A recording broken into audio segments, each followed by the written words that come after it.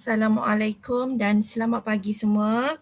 Hari ini kita teruskan topik dengan subtopik 8.2 iaitu sifat cahaya. Pelajar boleh rujuk buku teks muka surat 229. Dalam topik ini, pelajar boleh mengetahui dan berkomunikasi berkaitan dengan sifat cahaya. Okey. Di mana cahaya ialah sinar terang daripada sumber cahaya yang membolehkan kita melihat dalam gelap. Objek yang mengeluarkan cahaya dikenal sebagai sumber cahaya. Matahari merupakan sumber cahaya utama di bumi.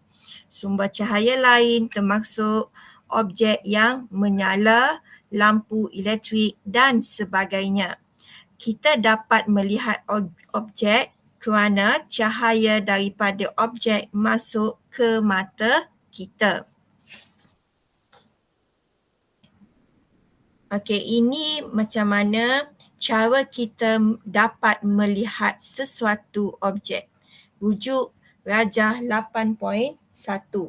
Di mana ini adalah mata kita, mata pemerhati. Okey, cahaya dari sumber terus ke mata. Contoh kita pasang lampu, terus ke mata.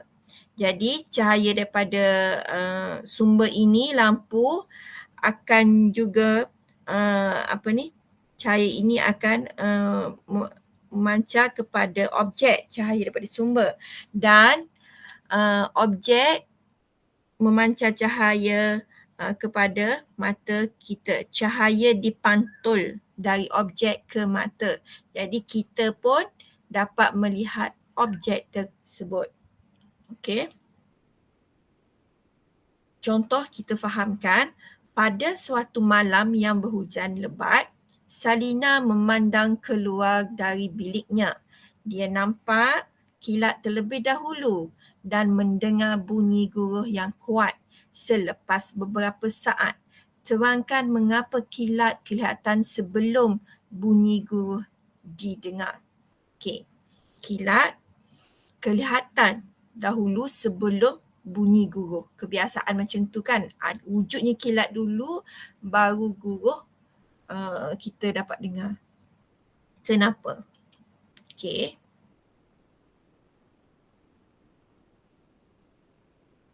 Kita tengok satu persatu sifat cahaya. Cahaya ni adalah ia bergerak lurus. Bergerak lebih cepat daripada bunyi. Sebab tu kita nampak kilat dahulu sebelum guruh kerana kilat tu cahaya kan. Cahaya ni bergerak lebih cepat daripada bunyi. Okey, ni salah satu sifat cahaya lah. Kilat kita nampak cahaya dulu daripada guruh. Bergerak lebih cepat daripada bunyi. Okey, dan sifat cahaya juga boleh dibiaskan. Sifat cahaya boleh diseratkan. Sifat cahaya juga boleh ditambah atau ditolak. Sifat cahaya juga boleh disebarkan dan sifat cahaya boleh dipantulkan. Jadi dalam topik ini pelajar akan mengenali fenomena berkaitan dengan sifat-sifat cahaya. Okey, pertemuan ini pelajar boleh buat sebagai nota. Okey, tengok sifat cahaya lagi ya. Di mana sifat cahaya ni cahaya bergerak dengan sangat laju kerana kelajuan cahaya 3.0 darab 10 kuasa 8 meter saat. Jadi sangat lajulah. Cahaya bergerak lebih laju daripada bunyi. Oleh itu, kita sentiasa nampak kilat sebelum dengar bunyi guruh. Sifat cahaya lagi, cahaya boleh disebarkan oleh titisan air di langit untuk membentuk pelangi selepas hujan. Ini fenomena sifat cahaya lah. Okey, selain itu, bayang-bayang akan terbentuk apabila cahaya dihalang oleh objek legap. Arah, saiz, bentuk dan panjang bayang-bayang juga akan berubah daripada kedudukan sumber cahaya berubah. Contoh, bayang-bayang pada waktu pagi, tengah hari dan petang, panjangnya berubah kerana ia berkait dengan cahaya.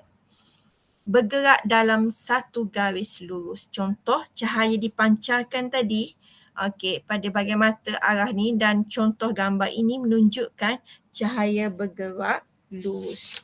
Ini adalah sifat-sifat cahaya ya. Okey. Contoh sifat cahaya lagi adalah cahaya boleh dipantulkan.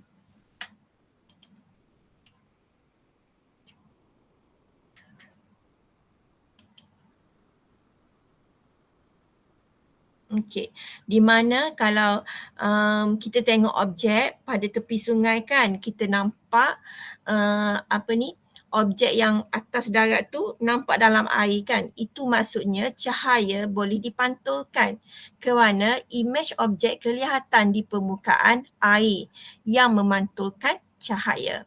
Ini fenomena menunjukkan cahaya boleh disebarkan, di mana pelangi terbentuk apabila cahaya disebarkan oleh titisan air di langit selepas hujan. Sifat cahaya lagi adalah cahaya boleh ditambah atau ditolak kerana cahaya yang berwarna boleh bergabung untuk membentuk warna cahaya lain. Seterusnya, cahaya boleh diseratkan dengan adanya fenomena langit senja, kelihatan jingga kemerahan. Contoh, nak masuk terbenam matahari waktu maghrib tu kan, kita nampak fenomena ini kan. Ini menunjukkan cahaya boleh diseratkan. Okey, cahaya bergerak lebih laju daripada bunyi kerana kita dapat melihat sambaran kilat dahulu sebelum dapat mendengar deruman guru. Seterusnya, cahaya boleh dibiaskan di mana bahagian penyedut minuman yang berada di dalam air kelihatan bengkok. Perasan tak kalau kita letak air masak, kita letak straw, kita tak nampak straw ni keadaannya lurus. Okey, dalam ni dia ada nampak objek dia jadi lari sikit kedudukan dia kan. Ini menunjukkan cahaya boleh dibiaskan, berlaku proses pembiasan. Pelajar boleh cuba letak straw ataupun sudu dalam gelas yang transparent dan nampak. Bermaksud ini adalah fenomena cahaya boleh dibiaskan. Okey, kita sambung sikit lagi iaitu pantulan cahaya 8.3 di mana kita tengok pantulan cahaya di mana pantulan cahaya berlaku apabila cahaya jatuh ke atas permukaan yang legap dan memantul. Maksudnya sinar cahaya, sumber cahaya lampu tadi, sinarnya ni kita panggil sinar tuju. Cikgu harap pelajar faham apa dia sinar tuju. Simbol sinar tuju adalah ada cekok sikit. Ini adalah sudut tuju di mana berlaku pantulan dan pantulan itu kita namakan sinar pantulan. Ia berlaku sekiranya sinar cahaya ini cahaya dituju pada objek legap. Jadi pantulan akan kita nampak sinar pantulan. Kadar pantulan dan arahnya bergantung kepada warna dan sifat permukaan objek. Objek cerah memantulkan lebih cahaya. Permukaan objek yang licin dan sekata akan memantulkan lebih cahaya dengan selari. Di mana pelajar boleh tengok macam mana kita nak buat pantulan cahaya di rumah. Ambilkan torchlight di dalam satu bilik pada dinding. Pelajar boleh buat. Ataupun pelajar boleh buat juga eksperimen ni pada rumah pada cermin satah. Di mana torchlight ini pelajar tujukan kepada cermin satah. Jadi kita panggil sinar tuju. Sinar tuju. Sinar tuju. Lepas tu kita akan nampak garisan ini, garisan serenjang di mana garisan serenjang titik pertemuan ini, okey, dan ia memberi sudut 90 darjah. Kita panggil garis normal lah. Okey, dan kita nampak satu cahaya akan dipantulkan semula.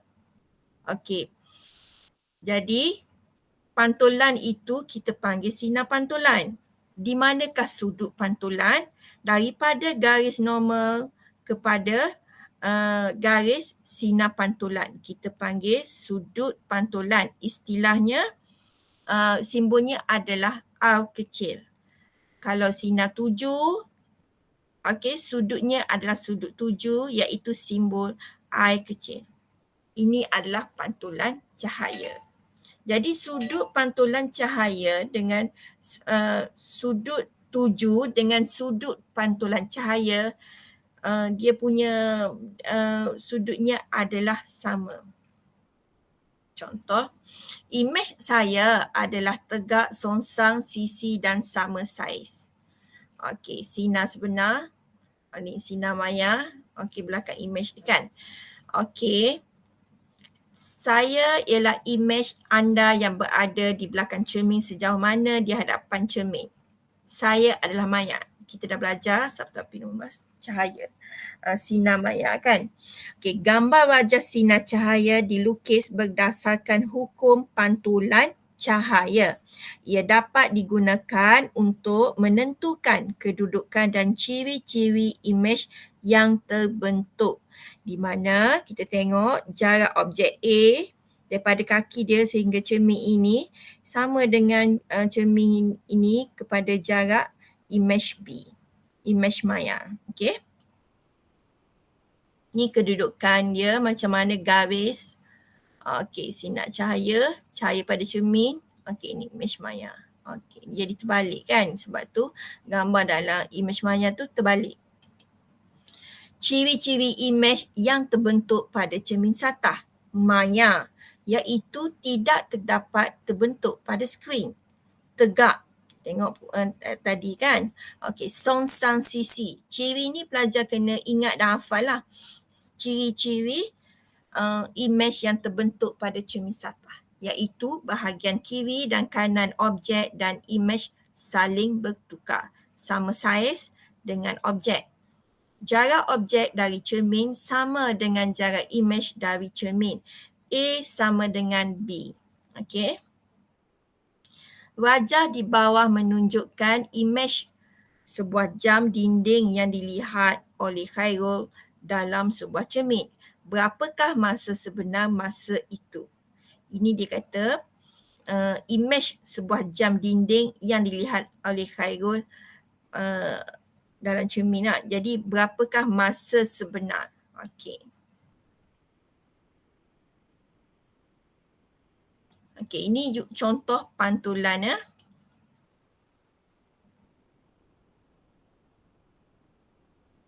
Aplikasi pantulan konsep cahaya di mana konsep pantulan cahaya boleh diaplikasi untuk meningkatkan ciri-ciri keselamatan jalan raya.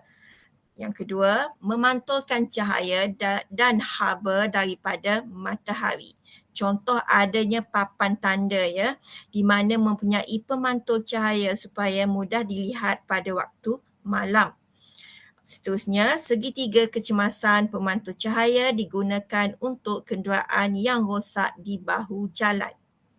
Okey, ini tingkap cat kaca pencakar langit disalut pemantul cahaya untuk memantulkan cahaya dan haba supaya bangunan tidak menjadi terlalu panas. Pemantul cahaya dan cat pemantul cahaya digunakan untuk meningkatkan darjah penglihatan. Jaket keselamatan dan topi keledar yang mempunyai jalur pemantul cahaya dipakai oleh pekerja di tapak pembinaan. Ini adalah aplikasi konsep pantulan cahaya. Apalagi contoh, pemantul cahaya pada kon trafik digunakan untuk menandakan bahagian jalan raya yang rosak. Okey, ini kita tengok ya, objek dan pemerhati. Pilih sebarang titik pada objek, kemudian lukis 2 sinar cahaya. Okey, 2 sinar tuju dari titik itu ke permukaan cermin. Okey, jadi apa yang kita perlu buat? Okey, kita binakan garis normal di mana titik ini, sinar tuju ini tuju ke cermin satah. Lepas tu kita bina sinar normal. Nampak tak garisan putus-putus? Sinar normal ini dia mesti garis serenjang ya, maksudnya sudut 90 darjah. Dia punya titik pertemuan. Lukiskan garis normal yang putus-putus pada titik pertemuan antara garis tuju dengan permukaan satah cermin. Lepas kita tengok, lepas kita lukis ni, okey, tengok pula apa ni, ia pantul pada pemerhati. Okey. Lukis 2 sinar pantulan yang lurus ke arah mata pemerhati. Pastikan sudut tuju sama dengan sudut pantulan. Jadi boleh tak kita lukis imej maya? Mesti boleh kan? Okey, kita tengok daripada punca ni, okey. Sama, serenjangkan, pastikan ia serenjang ya. Lepas tu binakan garisan putus-putus ni sebagai sinar maya untuk objek. Lepas tu kita lukis terbalik. Lukiskan imej di sebalik cermin satah. Sambungkan garis-garis putus-putus seperti yang ditunjukkan. Cara dia. Sebuah pasu bunga diletakkan di titik O di hadapan sekeping cermin satah. Patricia berdiri pada P, Q, R dan S. Tentukan kedudukan Patricia supaya dia dapat melihat imej pasu itu di dalam cermin. Imej pasu itu di dalam cermin. Okey, tentukan kedudukan. Supaya dia dapat, macam mana kita nak tengok supaya dia dapat melihat imej pasu di dalam cermin.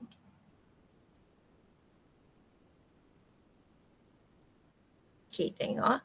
Lakarkan gambar wajah sinar mengikut rajah 8.8. Okey. Jadi dia kena duduk kat bagaimana? Jawapan dia R dan S. Baru kita akan nampak, dia akan nampak imej dia pada cermin. Jika, okey, di mana didapati titik R dan S terletak di dalam sudut pandangan. Jika Patricia berada pada titik R dan S, maka dia akan dapat melihat imej pasu tersebut. Okey, contoh.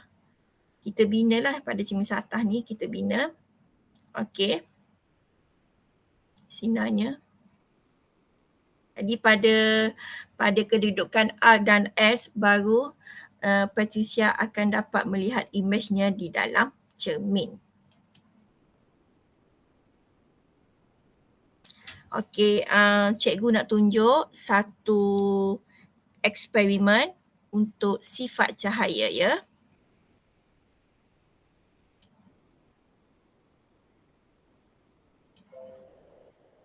Tengok. Cahaya bergerak lurus. Bayang-bayang terbentuk apabila cahaya dihalang oleh objek.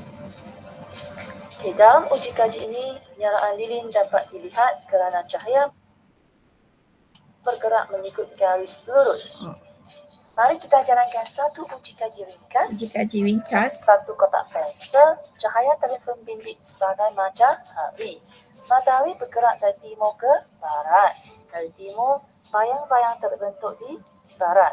Dan bayang-bayang paling pendek pada waktu tengah Pelajar hari. boleh buat ni di rumah.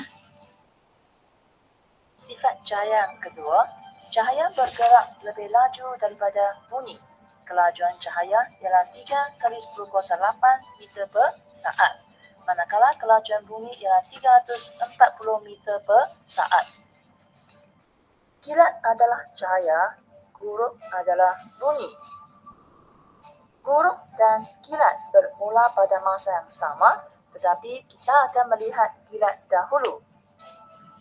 Okey, sekarang buka buku teks muka surat 252 dan menjawab soalan 12 dalam cabaran selanjutnya. Seorang pengembara tersesat di dalam hutan. Jam tangannya telah hilang. Jangan ni. Udang. Mereka cipta satu alat yang dapat membantunya menanggal waktu. Terangkan sifat cahaya yang digunakan dalam penciptaan alat tersebut. Lukis alat itu.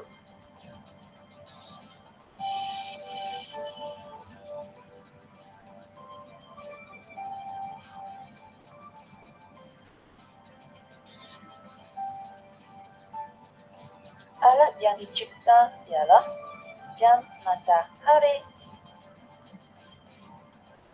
Caranya ialah mencari sebatang kayu dan memacapkannya. Pembentukan bayang-bayang berlaku. Sifat cahaya yang berkaitan bagi soalan ini ialah cahaya bergerak lurus. Pengembara boleh menganggar waktu berdasarkan arah matahari dan pembentukan bayang-bayang.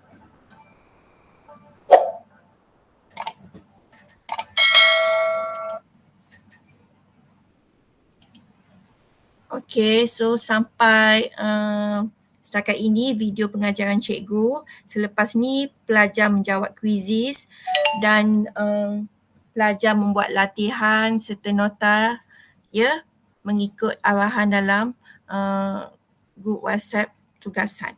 Okey, terima kasih dan selamat belajar. Assalamualaikum.